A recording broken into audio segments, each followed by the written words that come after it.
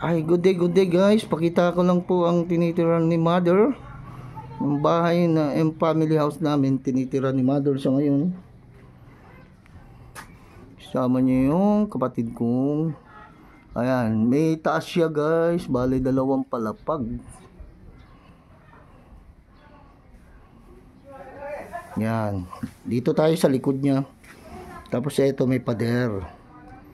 May tanim naman si Mother dito. Yung mga tanim niya. Tapos dito may pader na mataas. May gate sa likod na pwedeng labasan ng tao. Daanan. Tapos ito ata ginawa nilang storage stock room. Storage stock room nila dito. Yan, may pinto. Yan, tapos dito ang kalat pa oh. Tapos dito yung side niya. Yan. Ang bahay ni Mother. Tinitiran pala ni Mother. Mother namin. Yan siya oh. Yan, pahaba guys oh. Up and down pa rin siya. Yan. Kaya lang nung lindol, ang dami nasira dito guys. Parang katatapos lang nun. Fully furnished siya nun. Tapos nung lumindol, ang dami nasira. Kaya parang panibagong pinagawa ulit. Ganun. Kasi ang daming na may mga binakbak pa nga dito na para hindi na ayusin, parang babaguhin, hindi na itutuloy yung nabakbak na parte. Yan.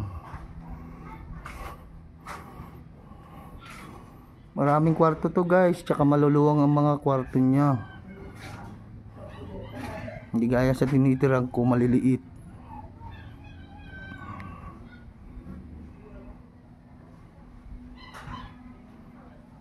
Yan oh. Tiran niya.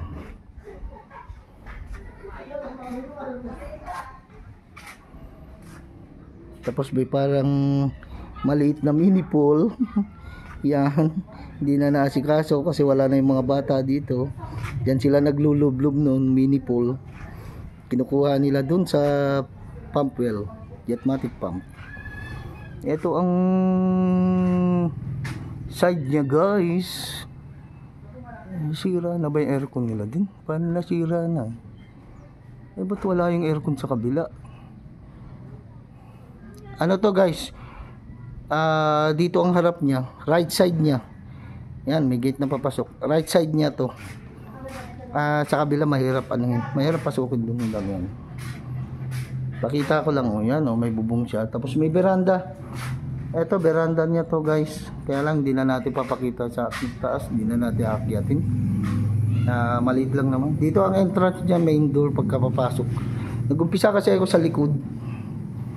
Yan, pakita ko lang. Dito yung veranda niyo, yan. Yan, sa taas yan. Veranda niya. No. Teka, baka may pakita ko yung veranda niya sa sa harap, yung walang cover. Pakita ko lang.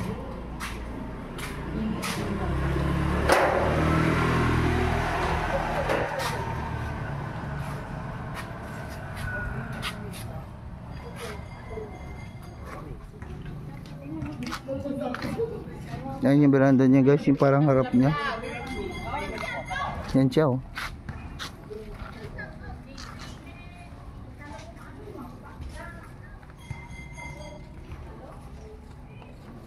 Yung dating store yun, nakasarado na. Kulay asul. Yan ang harapan niya guys. Balik na tayo sa loob.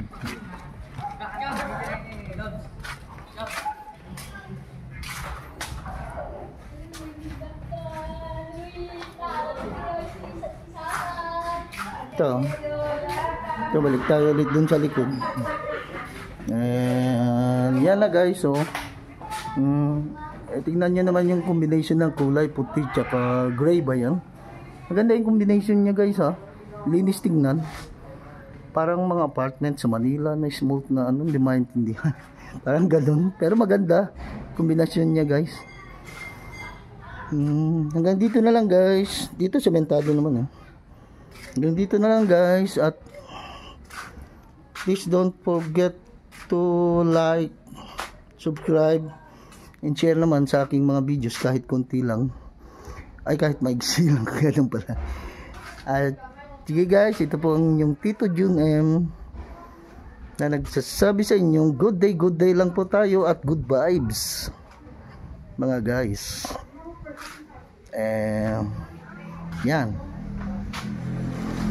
At good day. At salamat. Magandang buhay.